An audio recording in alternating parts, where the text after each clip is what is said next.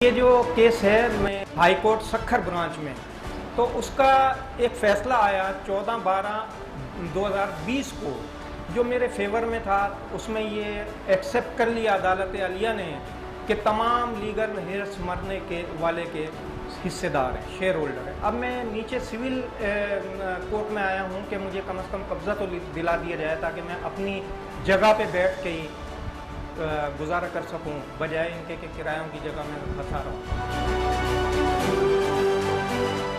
मेरे वालिद का इंतकाल 1998 में हुआ। 98 में मैंने एक सिविल एप्लीकेशन फ़ाइल की और उसके बाद पता ये पड़ा कि मेरे वालिद की जितनी मिल्कियत थी वो एक भाई ने 100% अपने नाम मुंतकिल कर दी। उस वक़्त मेरी वालदा ज़िंदा थी, मैं उसी की खिदमत करता रहा। मेरी उम्र उस वक़्त 38 साल थी। आज मैं 61 ईयर्स अबाव चल रहा हूँ, जिसमें मुझे बहुत सारी बीमारियाँ हुई, शुगर, ब्लड प्रेशर, इन चीज़ों में मैं मुब्तला हुआ, लेकिन मैं हिम्मत नहीं आ रहा इंसाफ के कटोरे तक पहुँचने के लिए। और मेरी बराबर कोशिश है कि मैं पाकिस्तानी हूँ, मुझे ये यकीन है कि इंशाअल्लाह ये अदालतें मेरे साथ इंसाफ करेंगी। हम अदालतों का एहतराम करते हैं और अभी भी मैं 61 ईयर्स में अदालतों का ऊपर खड़ा हुआ हूँ इंसाफ मांगने के लिए। मेरी जगह जो है छीन ली गई, अदालतों ने मुझसे जो है कब्ज़ा खाली करा लिया। मैंने अदालतों का एहतराम करते हुए कब्ज़ा हैंड ओवर कर दिया, लिहाजा मैं किराए की एक जगह पे गुजारा कर रहा हूँ अपना। इंशाअल्लाह मेरी ज़िंदगी में ही मुझे इंसाफ मिल जाएगा। बसूरत दीगर कम से कम मुझे ये तो यकीन है कि मैं जब कब्र में चला जाऊंगा तो फरिश्तों के ज़रिए मुझे इत्तला मिल जाएगी कि मुझे इंसाफ मिल गया। मेरे अपने अजीज़ व अकारीब, मेरे दोस्त यार, उन्हें इंसाफ अभी तक नहीं मिला। मैं अब ज़िंदा हूँ इसी उम्मीद के साथ कि मुझे इंसाफ मिलेगा। मैंने शादी नहीं की इन केसेस की वजह से, और जितने भी मैंने पैसे जमा किए थे अपनी शादी के लिए वो भी इस वक्त मेरे पास ख़त्म हो चुके हैं। बिस्मिल्लाहिर्रहमानिर्रहीम। अस्सलाम वालेकुम नाज़रीन, you are watching voice with KTN news. आऊं है लैला निसार। नाज़रीन, ही क्लिप ॾिसी अव्हांखे यकीनन अंदाज़ो थी वियो हूंदो त अॼोको प्रोग्राम असांजो छा ते आहे। हिकु पेटिशनर हुयो जेको पंहिंजी कहाणी ॿुधाए रहियो हुयो त केतिरनि सालनि खां हुनजो केस पेंडिंग में आहे। ऐं ॿिए तरफ़ जेकॾहिं आउं चवां त अदालतूं हर मुल्क में, या हिकु अदालत हर उन मुल्क जो हिकु मोतबर इदारो हूंदी आहे जंहिंमें माण्हू खोड़ भरपूर हिकु उमेद रखंदा आहिनि, भरोसो रखंदा आहिनि, इंसाफ़ जी तवक़ा कंदा आहिनि। ऐं ॿिए तरफ़ इहा शहरनि ते, असां ते, सभिनी ते ज़िम्मेवारी अचे पई त असीं कानून जी पासदारी कयूं ऐं अदालतुनि जो भरपूर एहतराम बि कयूं। पर ॿिए तरफ़ इहा ज़िम्मेवारी उन्हनि इदारनि ते बि अचे पई त हू वक़्तु सिर शहरनि खे शहरनि खे इंसाफ़ जेको आहे फ़राहम कनि, वक़्त ते सभु केसिस निपटाइनि। जेकॾहिं कुझु फिगर्स फैक्ट्स ते असीं नज़रसानी कयूं त 2020 में हिकु डेटा पब्लिश कयो वियो हिकु कमेटी पारां, national judicial policy making committee आहे, जंहिंजो चवणु आहे त 2 मिलियन केसिस पेंडिंग में आहिनि। सुप्रीम कोर्ट हुजे, फेडरल शरिया कोर्ट हुजे, हाई कोर्ट ऐं डिस्ट्रिक्ट जुडिशरी में ही केसिस पेंडिंग में आहिनि। सो अॼु इन जेके पेंडिंग केसिस आहिनि जे पोयां कुझु साइंस सम्झण जी कोशिशि कंदासीं, कुझु टेक्निकलिटी सम्झण जी कोशिशि कंदासीं त जेके बि दरख़्वास्त गुज़ार आहिनि उनखे तमामु घणो लोड़णो पियो पवे, छा ईअं आहे या इन जे पोयां कुझु ॿिया मुख़्तलिफ़ सबब आहिनि जेके असांजे लाइ सम्झणु ज़रूरी आहिनि, अवां जे लाइ बि सम्झणु ऐं ॾिसणु ज़रूरी आहिनि। सो मूंखे ज़बरदस्त पैनल जॉइन कयो आहे हिन वक़्तु, तारुफ़ कराईंदी हलां त स्टूडियो में मूंखे 2 ज़बरदस्त महिमाननि जॉइन कयो आहे ऐं 2 जेके आहिनि त उहे ऑनलाइन मूंसां गॾु आहिनि।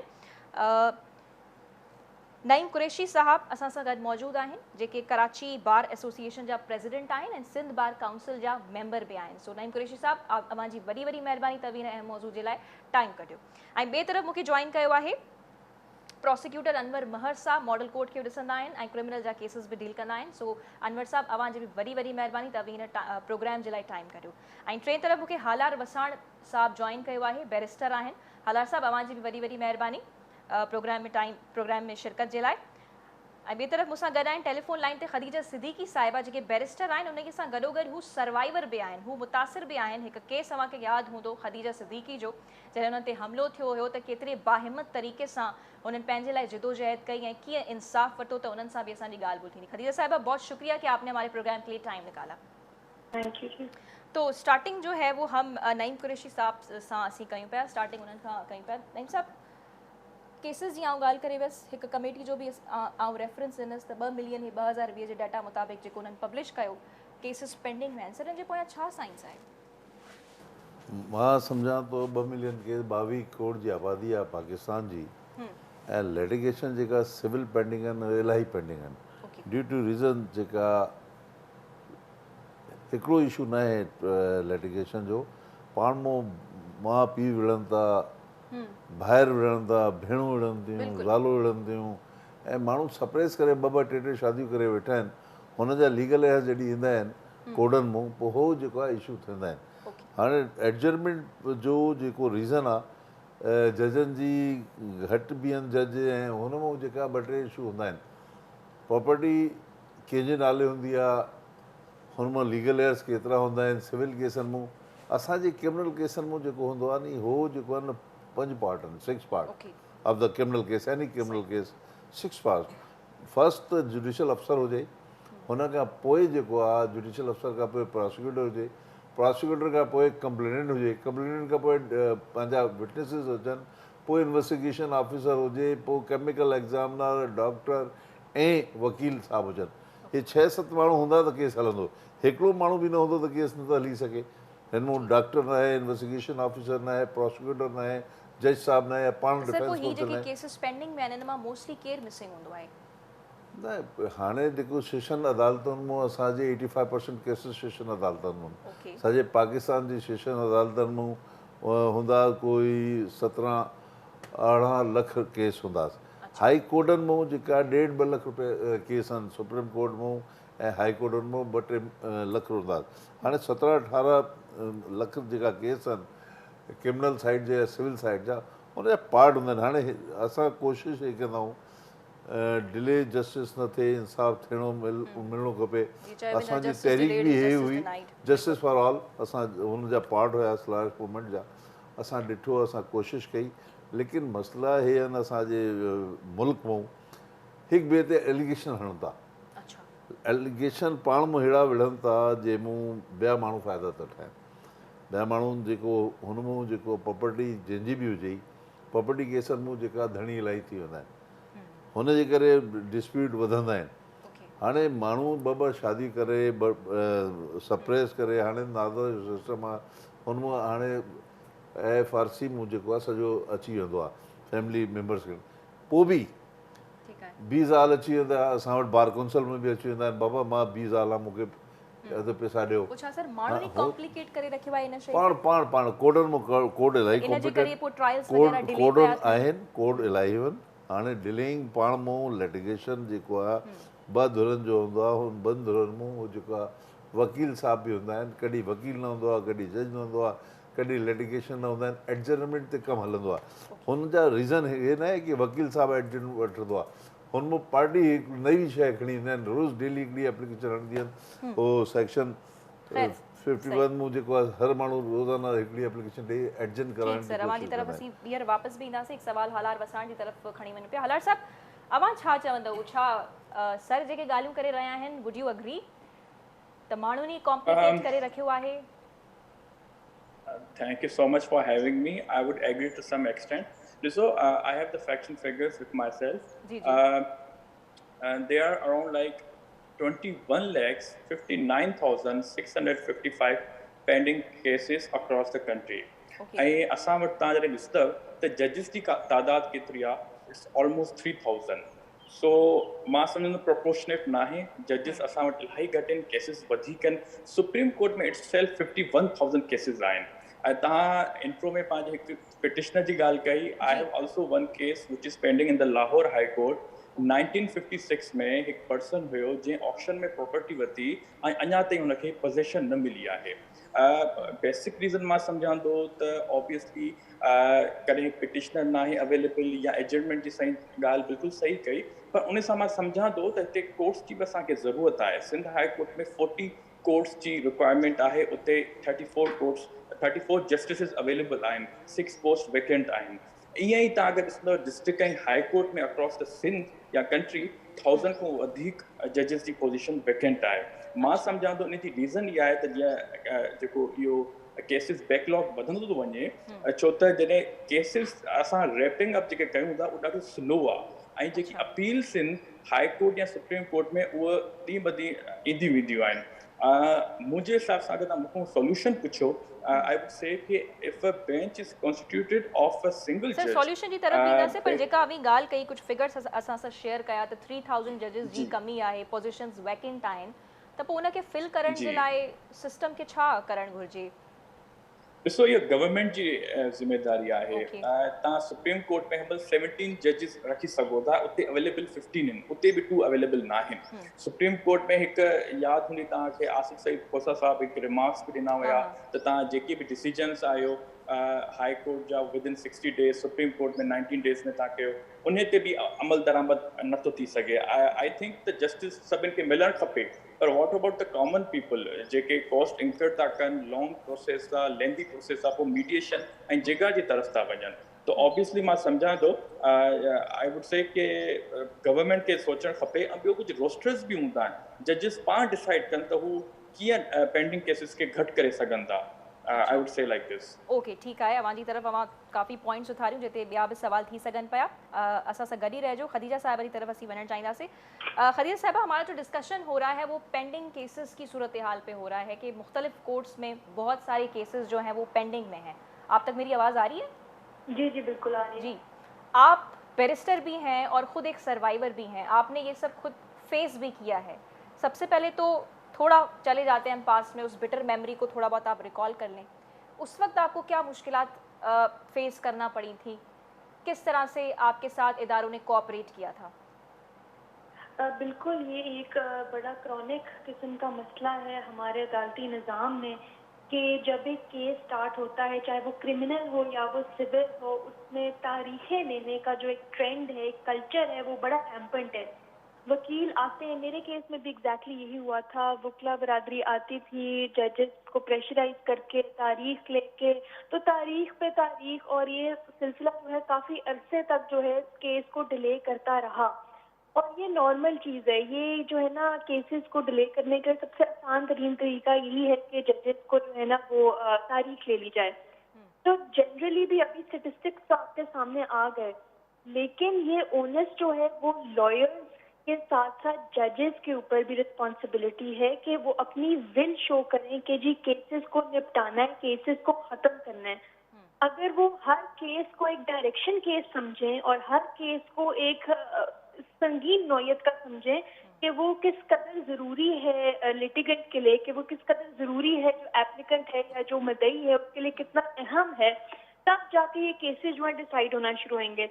और ये सबसे ज़्यादा इम्पोर्टेंट जो है, मुझे याद है खोसा साहब जब थे चीफ जस्टिस तो उन्होंने, उनकी डिस्पोजल रेट हाईएस्ट था 2019 में सुप्रीम कोर्ट में। तो अगर इसी तरह ही जजेस जो है वो स्टैंड लेंगे और उनके, क्योंकि उनके हाथ में उनके बस की चीज़ है, ये वो कर सकते हैं, अगर वो चाहें तो वो दिन में काफ़ी केसेस कर सकते हैं। लेकिन एक बड़ी जो एक बैकलॉग का वजह ये भी है कि जजेस की, अभी जिस तरह स्टेटिस्टिक्स की बात हुई थी, जजेस बहुत कम हैं। अगर 21 लाख से ज़ायद केसेस हैं पूरी हमारे मुल्क में, तो बहुत कम। आप भी समझती हैं कि जजेस की कमी होना is also one of the reasons जो केसेस वगैरह डिले पेंडिंग में हैं या डिले होते हैं? इसके अलावा भी जो लॉयर्स का attitude and demeanour in court है वो भी कुछ अच्छा नहीं है। सीनियर्स का है वो जूनियर्स को भेज देते हैं कि जूनियर जाएगा तारीख ले आएगा कि जी सीनियर बिजी है हाई कोर्ट में या बिजी है सुप्रीम कोर्ट में, और बड़ी आसानी से उसको तारीख दे दी जाती है। तो आई थिंक इस पे थोड़ा सा स्ट्रिक्टनेस होनी चाहिए। ये अगर हाई कोर्ट के चीफ जस्टिस या हमारे सीजेपी साहब कोई डायरेक्शन दे दें कि जी इस तरह फ्रिवलेस एप्लीकेशन को एक्सेप्ट ना करें एडजस्टमेंट्स की, तो काफ़ी चेंजेस आ सकते हैं। अच्छा, जैसे कि आपने लॉयर्स के एटीट्यूड की बात की, तो हम इस पॉइंट को भी थोड़ा बहुत टच कर लेते हैं। ये चीज़ मैं नईम साहब की तरफ लेके जाना चाहूँगी। नईम साहब, अच्छा लॉयर्स जो एटीट्यूड के हद ताईं अहिड़ो हूंदो आहे जी खदीजा साहिबा फरमाए रही हैं? खदीजा साहिबा के साथ अपना पर्सनल इशू है, वो शायद सही कह रहा हूँ अपने लिए, लेकिन बात ये है कि बार काउंसिल का फॉर्म, बार एसोसिएशन का फॉर्म है। अगर वो कंप्लेंट करना चाहे तो बार एसोसिएशन और बार काउंसिल के फंक्शन यही हैं। लेकिन हमारे मुल्क में जिस तरह बैरिस्टर साहब, दोनों बैरिस्टर साहब कह रहे हैं, हकीकतन जुडिशल ऑफिसर्स की कमी तो है, लेकिन पार्ट जो है प्रोसिक्यूशन का भी है, कंप्लेंट्स का भी है, मुद्दईस का भी है। और फिर वो देखें लिटिगेशन जिस टाइप का है ना, सिविल है या क्रिमिनल है, उसमें 5-6 लोगों की बहुत शदीद ज़रूरत होती है। मैंने पहले भी वजाहत की, लेकिन हम जो है पता नहीं क्या तवक्का करके बैठे। ऐसे ऐसे माइनर ऑफेंस हैं। आज एक बड़ी हाई ऑफिशियल मीटिंग थी, उस हाई ऑफिशियल मीटिंग में डिस्कस हो रही थी कि पुलिस जो है ना अपनी जिम्मेदारियां अदा नहीं कर रही, इन्वेस्टिगेटिंग इदारे जो है अपने परफॉर्म नहीं कर पा रहे। इसी तरह प्रोसिक्यूशन में भी बहुत सारा खुला है। इसी तरह आप MLO's ऑफिस में देख लें, वहाँ पर भी क्रिमिनल प्रैक्टिस को जिस तरह अपनी मर्जी से चलाना चाहें तो वो आप चला लें। मेडिकल डॉक्टर्स जो है वो करप्ट हैं। उसके बाद अगर आप उसमें चले जाएँ केमिकल एग्जामिनर्स और DNA की रिपोर्ट्स के लिए, वहाँ पर भी अपनी मर्जी चल सकती है। इसी तरह जो अपने प्रोसिक्यूशन विटनेसेस हैं उनको भी हरास करके, डिलेइंग करके, एडजर्नमेंट करके वो जो है डिले जस्टिस होता है। डिले जस्टिस डिनाई जस्टिस वाली बात है। हमारे यहाँ पेंडेंसी, जिस तरह बैरिस्टर साहब ने कहा 1953 का केस अभी तक पेंडिंग है, उसको वरासत नहीं मिली, इस तरह यहाँ पर भी 15 साल बाद सुप्रीम कोर्ट को होश आता है कि साहब अब हमें माफ़ कर दें, हमसे गलती हो गई, हमने आपको 9 साल जेल में रखा, 15 साल जेल में रखा, आप जो चाहेंगे आप हम आपको कंपनसेशन दिलवाते हैं। तो ये जजेस की जिम्मेदारी है। इसके लिए हमने बहुत सारी, लेकिन आप कलेक्टिव रिस्पांसिबिलिटी का भी सरदार खोसा साहब ने जिस तरह अपना बहुत सारे मॉडल कोर्ट्स बना दी, मॉडल कोर्ट्स के हिसाब से जिस तरह डिसीजन आने चाहिए वो नहीं हुआ। हमारी ATC की अदालतें, दहशतगर्दी की अदालतें, उन दहशतगर्दी की अदालतों में वो रिजल्ट नहीं है जिस लिए बनाई गई थी। आप देखें वहाँ पर उसको 22 दिन में फैसला करना है, 21 दिन में ओथ पे उसने ओथ लेना है कि मैं इंसाफ करूँगा, लेकिन वह 5-5 साल से केसेस पेंडिंग है। दहशतगर्दी अदालतों में भी रिलीफ नहीं मिला और इसी तरह मॉडल कोर्ट्स में भी वो रिलीफ नहीं मिला जिस मकसद के लिए बनाई गई थी। हमें जस्टिस फॉर ऑल का नारा तो हमने लगा दिया, लेकिन उसके लिए बहुत सारे कॉम्प्लिकेट गवर्नमेंट की जिम्मेदारी है। गवर्नमेंट भी फेल हो चुकी। अगर वो जिस तरह खोसा साहब ने, उससे पहले भी जजेस ने कहा था कि तकरीबन 1000 जजेस अपॉइंट और करें तो मसले हल हो सकते हैं, लेकिन जजेस की कमी अपनी जगह, उसमें प्रोसिक्यूशन, इन्वेस्टिगेशन और ये जो आजकल मीडिएशन का ट्रेंड है, आपस में बैठ के वो जरगा और मस्जिद का सिस्टम जो है वो बेहतर था। मस्जिद में बैठ के हलफ पे फैसले तो हो जाते थे, वो जरगा सिस्टम था, वो सही था। लेकिन ये 10-10 साल, 15-15 साल, 20-20 साल, जिस तरह बैरिस्टर साहब ने कहा, वसान साहब ने, कि 60-70 साल में भी अगर इंसाफ नहीं मिल रहा तो हमारा सिस्टम अदालती क्लैप्स है, क्लैप्स हो गया, फिर खत्म है। फिर क्या बाकी क्या तवक्का रखे हम इस मुल्क में? लेकिन उन लोगों से आम माण्हू जी तवक्का मांजी तरफ जी आम माण्हू जी सर भी फरमाए रहिया आहिनि, आम माण्हू जी जेकी तवक्का आहिनि घणियूं अदालत मां हूंदियूं आहिनि त उतां हुननि खे इंसाफ़ फराहम कयो वेंदो। त अवां सर क्राइम जे केसिस खे बि ॾिसो पिया, अवां जो छा चवणु आहे हिन बाबति? सभ खां पहिरियों त मां निहायत शुक्रगुज़ार आहियां जो तव्हां मूंखे पंहिंजो मौक़िफ़ जेको आहे सो पंहिंजे नाज़रीन खां शेयर करण जो पंहिंजो फोरम ते मौक़ो ॾिनो आहे। सभ खां पहिरियों त जेका national judicial policy committee making committee जी जेका रिपोर्ट जी तव्हां ॻाल्हि कई, जेका चीफ जस्टिस ऑफ पाकिस्तान जे सरबराही में थी 2020 में 26 दिसंबर में, उन में कुझु मुख़्तलिफ़ इशूज़ रिपोर्ट में साम्हूं आया त हिननि जे करे डिले थिए थी। पर 2 इम्पॉर्टेंट जेके नुक़्ता उते साम्हूं आया त उते आयो त हिकु फ्रीक्वेंट एडजर्नमेंट्स ऐं लेंदी ट्रायल। इन 2 शयूं इन नेशनल जुडिशल पॉलिसी मेकिंग कमेटीअ जे साम्हूं डिले इन ट्रायल जो सबबु ॾिनो वियो। हाणे इन ते पहिरियों फ्रीक्वेंट जेको आहे सो एडजर्नमेंट्स, हाणे मां तव्हांखे क्रिमिनल केस जो पहिरियों ॿुधायां त स्टेजिस असां वटि कहिड़ियूं हूंदियूं आहिनि। जीअं केस FIR दर्ज थींदी आहे त उनजे 14 ॾींहंनि में या कोर्ट जे जेकॾहिं वधीक पीरियड एक्सटेंड करे थी त 17 ॾींहंनि में हिकिड़ो चालान सबमिट थींदो आहे। हिकिड़ो त इहो त टाइम हिकिड़ो स्टेट्यूट में आहे। उन खां पोइ चालान काग्निजेंस वठण खां पोइ पेपर हुनखे सप्लाए थींदा आहिनि, उन्हनि जो 7 ॾींहंनि जो पीरियड हूंदो आहे। कमेंसमेंट ऑफ ट्रायल, हाणे फ्रीक्वेंट एडजर्नमेंट्स कंहिंजे तरफ़ां थियूं अचनि? मां दावा सां थो चवां त मोस्टली 98% डिफेंस जे तरफ़ां ईंदियूं आहिनि, वकील साहब जे तरफ़ां, प्रोसिक्यूशन जे तरफ़ां रेयरली के 2% हूंदियूं।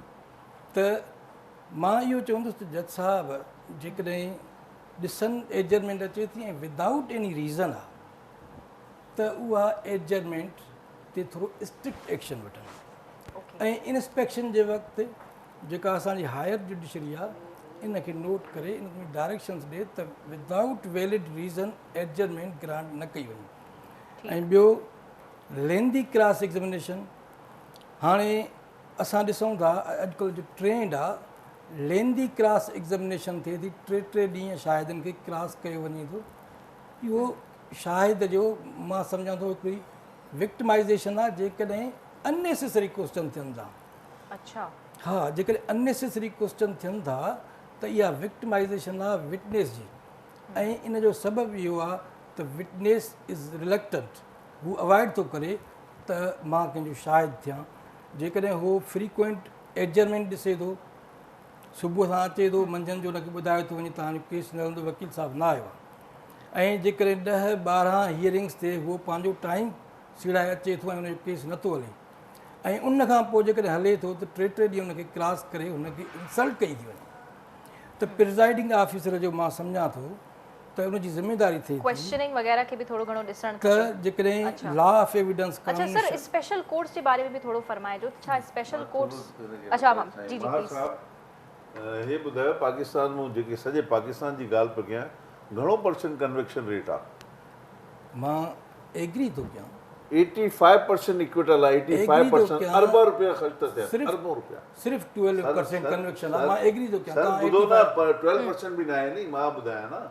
अच्छा, पाकिस्तान, होल पाकिस्तान में 85% इक्विटल आहे, ओके, 10% जेको आहे प्लीड गिल्टी आहे।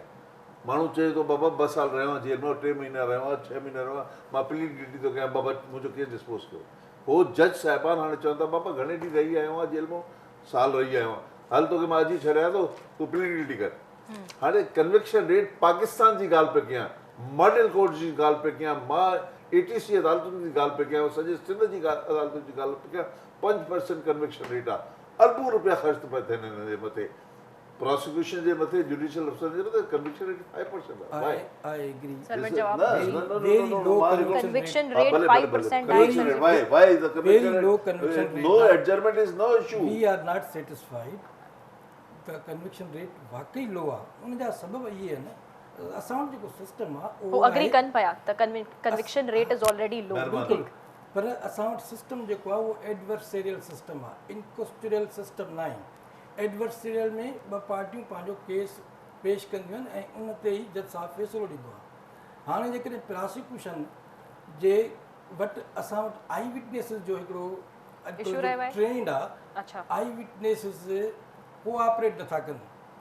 हाणे तव्हां आम माण्हू ॾिसो, जेकॾहिं को राबर पकिड़े थो बाज़ार में, उनखे फिज़िकल माल ट्रीटमेंट करण लाइ 50 माण्हू गॾु थींदा, पर जॾहिं के पुलिस ऑफिसर ईंदो त हिते गवाहीअ में नालो लिखायो त कोई बि अचण लाइ तयारु न आहे। हाणे जेकॾहिं पब्लिक कोऑपरेट नथी करे, जेकॾहिं हार्ट ऑफ सिटी में हिकिड़ो इंसिडेंट थिए थो, हिकिड़ो पब्लिक जो माण्हू एविडेंस ॾियण लाइ तयारु न आहे, त प्रोसिक्यूशन तमाम हेल्दी डिबेट हले पई, हुननि बैरिस्टर्स के भी थोड़ा टाइम ॾियूं था। सर हालर साहब, अवां जी तरफ़ ही सवाल पहिरियों त ख़ैर आउं अनवर साहब खां बि पुछां पई, पर उन्हनि खां बि ज़रूरु पुछबो। अवां जी तरफ़ आउं अचणु चाहींदसि। सर, स्पेशल कोर्ट्स जे बाबति तव्हांजो छा ख़्यालु आहे? छा स्पेशल कोर्ट्स हिकु सुठी एडिशन थिए पई जेकॾहिं क़ाइमु थियनि पिया त? ॾिसो, स्पेशल कोर्ट्स हुजे, मॉडल कोर्ट्स हुजे, असांखे एज़ अ होल सोसाइटी खे जस्टिस खपे। के भी कंट्री खे अगरि तव्हां ॾिसंदा जो जस्टिस सिस्टम कीअं आहे त ॾिसंदा त केतिरा केसिस डिसाइड थिया आहिनि पर ईयर। हाणे मिलिट्री कोर्ट्स बि आहिनि, स्पेशल कोर्ट्स बि आहिनि, मॉडल कोर्ट्स बि आहिनि, पर द इशू इज़ के जस्टिस डिले त पवंदो थिए। मेन जेको मां तव्हांखे प्रॉब्लम कयां, जेको ताईं टॉपिक आहे कॉमन पीपल जो, अगरि जेसि ताईं जजिस जी तादाद न वधाईंदा, कोर्ट रूम्स न वधाईंदा, त इहे प्रॉब्लम्स क्रिएट थींदा। ऐं मां सम्झां थो ई कोर्ट्स बि इनिशिएट ॾाढो सुठो आहे। कोविड में तव्हां ॾिठो हूंदो, उन में इहो हूंदो आहे त इलाही कॉस्ट बि बची पवंदी आहे, ट्रेवल बि न करणो पवंदो आहे, ऐं डिसीजन बि वर्चुअली जेकी केसेस विड़िया वेंदा आहिनि। जी, ऐं हिकु मां ॿी ॻाल्हि चवणु चाहींदुमि, लॉयर्स आर इक्वली रिस्पॉन्सिबल। जेकी बैकलॉग तव्हांजो वधियलु आहे, मां सम्झां थो त सही ॻाल्हि कई त अननेसेसरी ऐं फ्रीक्वेंट एडजर्मेंट थींदी आहे। I would agree with Khadija साहिबा ऑल्सो, जो हुननि बात की, जीअं हुन ॻाल्हि कई त जूनियर्स खे मोकिले छॾनि था त तव्हां एडजर्मेंट वठो। ऐं बार एसोसिएशन बि इन में मुंहिंजे ख़्याल में नंढनि इशूज़ में स्ट्राइक कंदी आहे, पेटी इशूज़ में, त उन सां बि तव्हांखे ख़बर आहे डिले थींदो आहे प्रोसेस। ऐं जजिस बि असां जॾहिं वेंदा आहियूं कोर्टूं में असांजो पंहिंजो पर्सनल केस आहे सुप्रीम कोर्ट में 2 इयर्स थिया हेयरिंग न थी आहे तव्हां ॾिसी सघो था त केतिरो सुस्त रवैयो शिकार आहे असांजो कोर्ट जो निज़ाम मां सम्झां थो अगरि गवर्नमेंट खे कोर्ट्स या जजिस वधाइणु खपे अगरि को इशू आहे त हुननि जा प्रिविलेजिस हू डिक्रीज़ कनि एटलीस्ट जजिस त वधीक हुजनि ऐं मां सम्झां थो ॿी पेनल्टी बि पर हालात साहब जीअं नईम कुरैशी साहब सवेरे चयो त माण्हू बि थोरो घणो कॉम्प्लिकेट कनि पिया छा अभी बि सम्झां थो त उन्हनि ते बि थोरी घणी ज़िम्मेवारी अचे पई मां उहो ई चवां थो त अगरि को माण्हू को पिटिशनर या को लिटिगेंट प्रिविलेज केस खणी थो अचे त उनखे पेनल्टी मिलणु खपे ऐं उनखे इहो चयो वञे त विदिन 6 मंथ्स में तव्हां को केस फाइल न कंदो ॿिए के कोर्ट में त अहिड़ी जेसि ताईं पेनल्टीज़ न हूंदियूं ऑब्वियस हाई कोर्ट जो चीफ जस्टिस खे इंस्ट्रक्शंस ॾींदो पर मां थींदो त ईअं त वाक़िया थींदा वञंदा मां जीअं लंडन में हूंदो हुउमि उते बि मूंखे ख़बर आहे मिसकैरेज ऑफ जस्टिस जो ॾाढो निज़ाम हूंदो हुयो त ऑब्वियसली जीअं 15 साल माण्हू जेल में हूंदा पोइ वरी हुनखे गिल्टी नॉट गिल्टी हूंदा हुया पोइ हुनखे रिहाई मिलंदी ईअं बि हिते असांजे क्रिमिनल सिस्टम में आहे जे सही ॻाल्हि कई त 85% कॉन्विक्शन रेट नाहे मतिलबु माण्हू निकिरी था अचनि त मां सम्झां थो इहो असांखे ओवरऑल स्ट्रक्चर खे ॾिसणो पवंदो ऑब्वियसली अगरि अहिड़ा सेक्शन्स अहिड़ा प्रोग्राम्स अहिड़ा इवेंट्स थींदा त मां सम्झां थो वधीक बहितर थींदो सोसाइटी जे लाइ ठीक खदीजा साहब आपकी तरफ आना चाहूँगी सॉरी आपको ऑलरेडी वेट करना पड़ा क्योंकि डिस्कशन इतना ब्रॉड है खदीजा साहब जैसे कि हालात साहब भी ऑनलाइन केस हियरिंग के बारे में कुछ फरमा रहे थे कि अगर उस तरह से भी सिस्टम हो तो वो भी बहुत बेहतर रह सकता है आप क्या समझती हैं इस बारे में बिल्कुल ये जो ई सिस्टम है हमारा ई हियरिंग्स का ये स्टार्ट तो हो गया है थोड़ा बहुत लेकिन ये बड़ी जो है ना सुप्रीम कोर्ट और हाई कोर्ट के लेवल पे ज़्यादा लोअर कोर्ट्स में बहुत कम है लेकिन ये अगर वाकई अगर इन ऑपरेशनल हो जाता है इसके लिए अगेन हमारे पास कमी होगी फंड्स की जब फंड्स एलोकेट नहीं होंगे तो ये सिस्टम जो है कंसिस्टेंटली नहीं चल सकेगा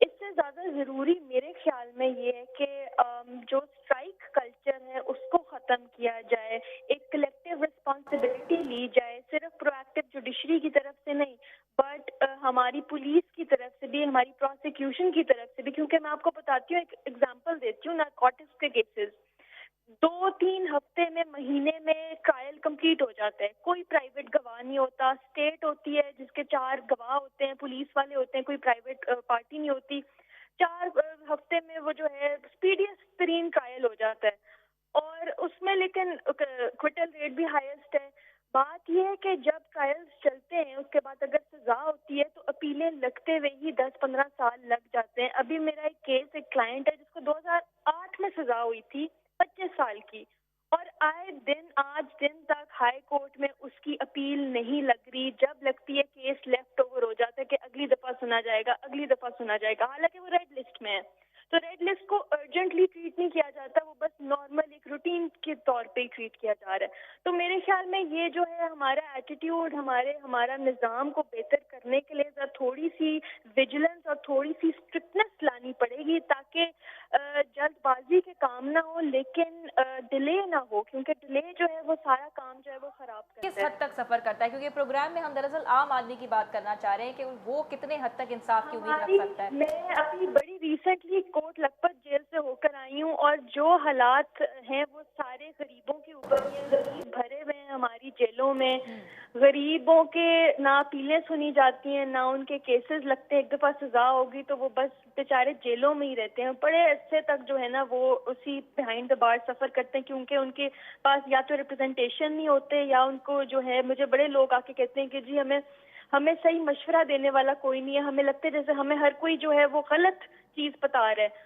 तो जो है ना ये थोड़ा सा हमें चेंज लाना है अपने में भी कि जो हम एडवाइस दे रहे हैं वो अगले के लिए हमारे क्लाइंट के लिए बहुत ज़रूरी है तो मशवरा जो है उसको सच्चा दें उसको सच्ची चीज़ बताएं कि कितनी देर लगेगी केस में एग्जैक्टली कितना टाइम लगेगा क्या क्या मराहिल हैं और कितने हर मशवरा सच्चा देने की इसकी मेरे ख्याल से बहुत ज़्यादा ज़रूरत है और अच्छा आखिर में आप क्या मैसेज देना चाहेंगी क्या फरमाना चाहेंगी मैं बिल्कुल बस मेरा तो यही अपील होएगी कि जो हमारे चीफ जस्टिस ऑफ पाकिस्तान है जो हमारे हाई कोर्ट के चीफ जस्टिस हैं वो इसका जो है ना बेड़ा उठाएं कि केसेस जो हैं वो स्पीडी चलें हरिड जस्टिस ना हो क्योंकि हरिड जस्टिस भी जो है वो अच्छा नहीं है उसमें किसी न किसी पार्टी के साथ नाइंसाफी हो सकती है लेकिन स्पीडी टाइम फ्रेम्स दें कि जी 3 महीने के अंदर ये क्रिमिनल केस हल होना चाहिए, चाहे उसका मतलब उस पर मेरिट पे हो। ये नहीं है कि भाई फैसला होना चाहिए, मेरिट पे हो, 3 महीने के अंदर हो, टाइम फ्रेम्स हो। और ये चीज़ जो है हमारे चीफ जस्टिस साहब कर सकते हैं, और बड़ी आसानी से अगर जजेस ये कोशिश करें तो केसेस के फैसले जल्द से जल्द निपटाए जा सकते हैं। बहुत शुक्रिया आपके वक्त खदीजा साहिबा कि आपने अपना मौक़िफ़ पेश किया। अच्छा सर, खदीजा साहिबा मशवरे जी ॻाल्हि ॾाढी ज़बरदस्त करे वयूं, त मशवरो सचो ॾियणु खपे। अवां इन ते छा कॉमेंट कयो, त छा कोर्ट्स में जॾहिं अचनि पिया पेटिशनर्स दरख़्वास्त गुज़ार, उनखे मशवरो वाकई में सचो ॾिनो वञे पियो, छो त अॼु प्रोग्राम वाकई में असांजो हिकु आम माण्हू जे लाइ आहे। सो उन हवाले सां बि छा फरमाईंदो? गवर्नमेंट सिंध ने एक विटनेस प्रोटेक्शन बिल मंजूर किया, लेकिन उस पर अमल नहीं हुआ। अच्छा। हमारे 5-6 वकला का भी मर्डर हुआ, उसमें बड़ी कोशिश की हमने कि हमें कंप्लेनेंट को, विटनेस को हम दहशतगर्दी की अदालतों में ले जाके, जिस तरह वली बाबर का केस था, जियो न्यूज़ का एक एंकर था, उसका जिस तरह मर्डर हुआ, हमारे वकला के भी बहुत सारे मर्डर हुए। लेकिन किसी भी अदालत से अगर कोई उजलत में सज़ा दी गई है तो हाई कोर्ट ने सेट असाइड कर दी। ऐसी अदालतों का वो जो मॉडल कोड है या दहशतगर्दी कोड है, उनका भी 80% जो है ना कन्विक्शन रेट जो है ना इक्वटल हो जाता है। तो उसका फ़ायदा क्या? हम तो वो समझते हैं कि अगर अदालतों की तादाद बढ़ाई जाए और उसमें जो है हर आदमी, पुलिस तादाद बढ़ेगी, फिर तो जजेस की तादाद पुलिस प्रोसिक्यूशन और पुलिस सर्जन ऑफिसेज और जो है केमिकल एग्जामिनर ऑफिसेज अगर दयानतदारी से काम करें तो कन्विक्शन रेट बढ़ सकता है। कन्विक्शन रेट बढ़ने का हम जो देखते हैं, हमने जो अब तक 40 साल में देखा, कन्विक्शन रेट बद से बदतर होता जा रहा है, निज़ाम क्लैप्स होता जा रहा है। एक हाई कोर्ट के जज के बाद रोज़ाना 200 केसेस का बोर्ड होता है। अब वो 3 केसेस का फैसला कर सकता है, 2 केसेस का फैसला कर सकता है, बाकी वो एडजमेंट करेगा। इसी तरह हमारे डिस्ट्रिक्ट मजिस्ट्रेट्स और डिस्ट्रिक्ट जजेस के पास 300 केस लगे होते हैं डेली। जुडिशल अफसरान के पास 150 केस लगे होते हैं। वो 4 गवाह नहीं चला सकता, 5 गवाह नहीं चल सकते एक 2 केसों में। कैसे पॉसिबल है? अब उसमें जजेस की कमी है, बिल्कुल बैरिस्टर वसार ने सही कहा, और जजेस की कमी पूरी करनी चाहिए और गवर्नमेंट की जिम्मेदारी है कि अदालतों की तादाद बढ़ाए। एग्जैक्टली। अच्छा सर, लाइन ते असां सां गॾु रिपोर्टर साहब मौजूद आहिनि, सीनियर सहाफ़ी आहिनि आज़म ज़ोराणी साहब, जेके कोर्ट वग़ैरह जे केसेस खे ॾिसंदा आहिनि, रिपोर्ट कंदा आहिनि। अस्सलाम वालेकुम आज़म साहब। आज़म साहब वॾी महिरबानी टाइम करण जे लाइ। जीअं त आज़म साहब तव्हांखे ख़बर आहे त छा कंहिं मौज़ू ते असीं डिस्कस करे रहिया आहियूं, ही पेंडिंग केसिस जे हवाले सां असीं ॻाल्हाए रहिया आहियूं ऐं अवां सां आउं मुसलसिल राब्ते में हुयसि। सर फ़िलहाल त चलो वैकेशन्स पियूं हलनि कोर्ट्स में, उन खां अॻु में अभी छा सूरत हाल ॾिसंदा आहियो पिया? छा आम माण्हू उते सफ़र कंदो आहे पियो, लोड़ींदो आहे पियो? जी, जेतोणीक हीउ जेको पाकिस्तान में अदालती निज़ाम आहे इहो दुनिया जे अंदरि राइज आहे ऐं दुनिया में उनखे जेको सो मज़बूत ऐं मज़बूत जेको आहे निज़ाम सम्झो वञे थो। पर उन बावजूदि हीउ जेको जुडिशल सिस्टम आहे, इन जा मुख़्तलिफ़ जेके शोबा आहिनि, जंहिंमें प्रोसिक्यूशन बि आहे, इन्वेस्टिगेशन बि आहे ऐं जुडिशरी बि आहिनि, ऐं इन टिनी में हिन वक़्तु 2021 में बि रिफॉर्म्स जी तमामु घणी गुंजाइश मौजूदु आहे। ऐं इहा हक़ीक़त हर को मञे थो, हर वक़्तु मञींदा रहिया आहिनि, पर उनजे बावजूदि उहे रिफॉर्म्स अञा ताईं न अची सघिया आहिनि, जंहिंसां आम माण्हू खे वक़्तु पर इंसाफ़ जी फ़राहमी यकीनी बणिजी सघे। अॼु जॾहिं आउं ॻाल्हायां थो त अॼु बि 22 करोड़ अवाम वारी हिन मुल्क में 21 लख केसिस जेके आहिनि उहे मुख़्तलिफ़ अदालतुनि में ॿुधणी हेठि आहिनि ऐं उहे जेको सो लोअर कोर्ट खां वठी सुप्रीम कोर्ट ताईं उन्हनि केसनि में शामिल आहिनि। घणे भाङे जेके केसिस आहिनि उहे लोअर कोर्ट्स में आहिनि, जंहिंजो आम माण्हू सां सिधी रीति जेको आहे उहो तालुक़ु रखनि था। इनमें फौजदारी केसिस हुजनि, दीवानी केसिस हुजनि, फैमिली केसिस हुजनि, उहे वॾे केसिस जो आहे वो लोअर कोर्ट्स में आहे। जी, वॾे पैमाने ते जेके केसिस आहिनि जिनमें मजमूई तौर 17,83,000 जेके केसिस आहिनि उहे लोअर कोर्ट्स में आहिनि ऐं उन्हनि मां मुल्क जे सभ खां वॾे सूबे पंजाब में रहिजो। इहा पॉइंट असीं खणी वञूं पिया हालार साहब जी तरफ़। हालार साहब, लोअर कोर्ट्स में घणो तादाद रहे पियो ऐं उन्हनि जो ई कनेक्शन डायरेक्टली मोस्टली आम माण्हुनि सां आहे, त इन ते अभी छा फरमाईंदो?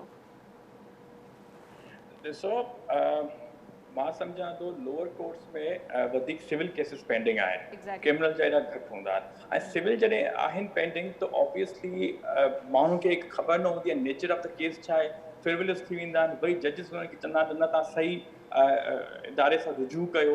ऑब्वियसली कुझु ट्राइब्यूनल में बि केसिस थींदा आहिनि।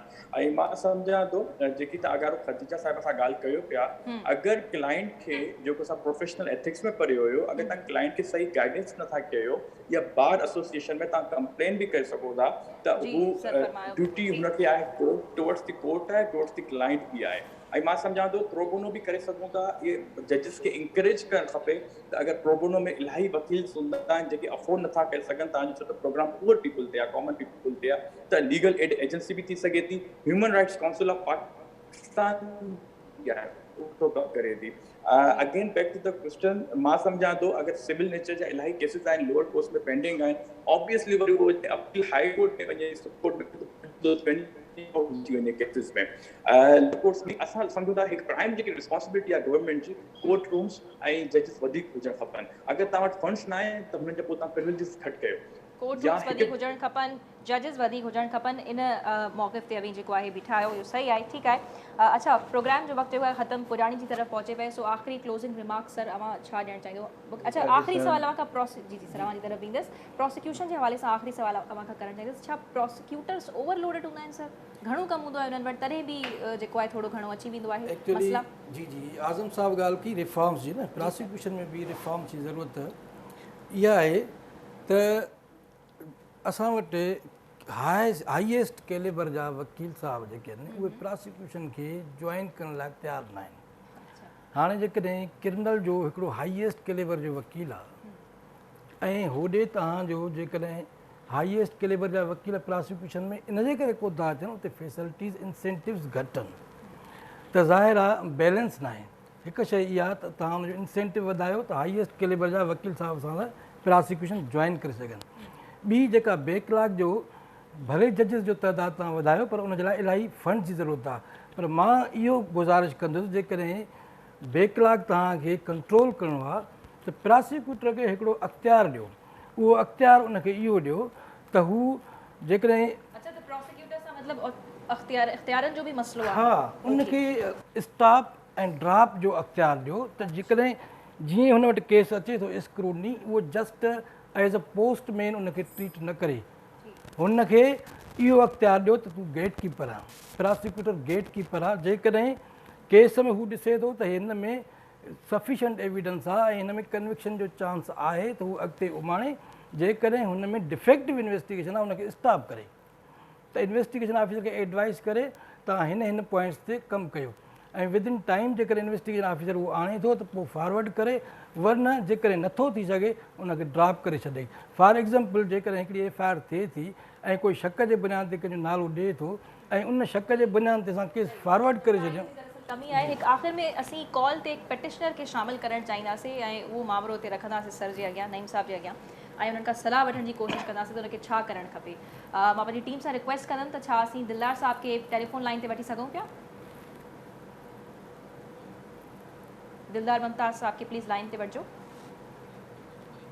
जी।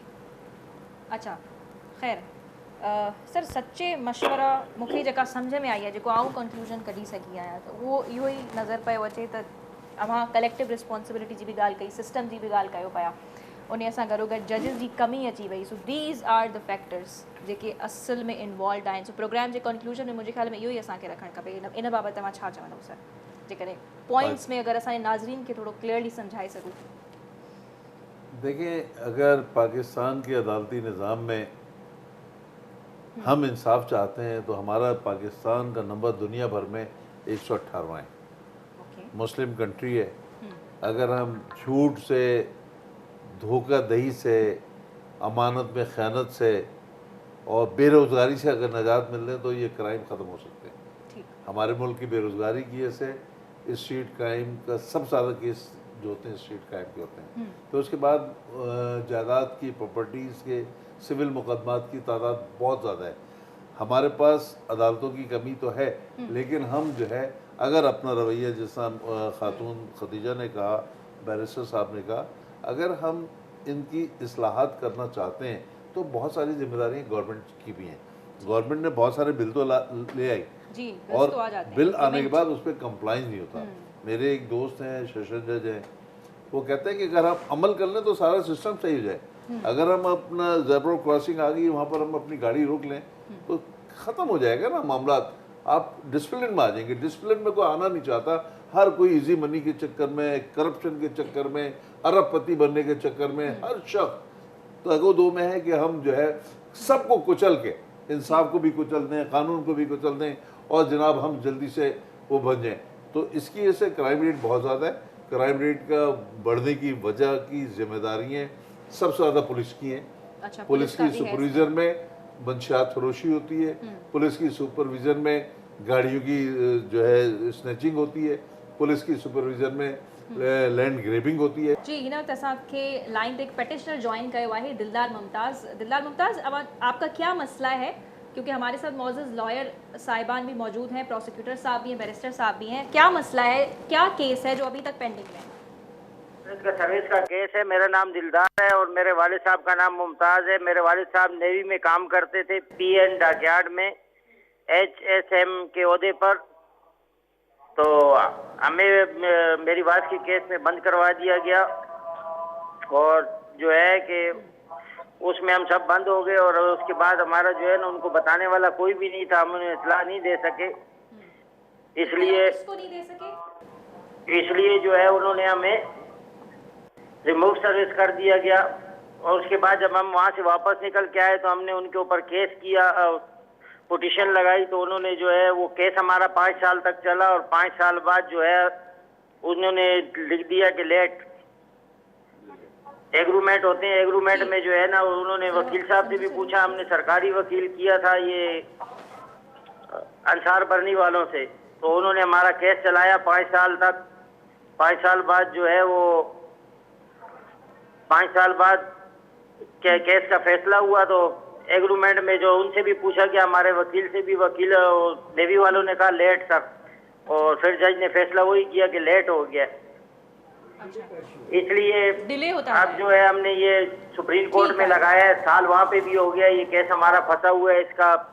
ठीक है, हम जवाब लेते हैं। बहुत शुक्रिया आपका। जी सर, जिक्र हमारा सवाल समझो जो केस असल में नेवी के मुलाजिम का जो है केस पेंशन का अगर मसला है तो वो नेवी का मसला वहाँ कहीं चैलेंज नहीं होता। अगर नेवी का केस था और फिर आपको बंद कराया गया, वो किस लिए बंद कराया, क्या केस था, क्या रीज़न था, लेट क्या हो गया, क्या क्या आपने बताया, मेरी अभी कुछ समझ में नहीं आया। जब तक कागज़ नहीं देंगे तो हम कोई इस पर कमेंट्स नहीं कर सकते। अगर वाकई उनका 5 साल बाद अगर हाई कोर्ट ने फैसला किया है कि आप डिले हैं, आपका time appeal period time barred हो गया है, तो उसमें तो आपने सुप्रीम कोर्ट में चैलेंज किया है, वहाँ पर भी यही होगा। अगर टाइम बार्ड है तो कोई अदालत नहीं सुन सकती। ठीक है सर, बहुत शुक्रिया आप दोनों मेहमानों का। और हालार साहब अवान जी भी वरी वरी मेहरबानी, आज़म साहब अवान जी भी वरी वरी मेहरबानी प्रोग्राम में टाइम करण जे लाइ, अनवर साहब अवान जी भी वरी वरी मेहरबानी तव्हीं इन अहम मौज़ू ते टाइम कढियो। नाज़रीन, ही हुयो अॼु जो प्रोग्राम, उम्मीद आहे तव्हांखे पसंदि आयो हूंदो ऐं पंहिंजे सवालनि जा जवाब ज़रूरु यकीनन मिलिया हूंदा। सो इंशाल्लाह नेक्स्ट वीक मुलाक़ात थींदी नवनि इशू सां गॾु। तेसिताईं लैला निसार की इजाज़त। अल्लाह हाफ़िज़।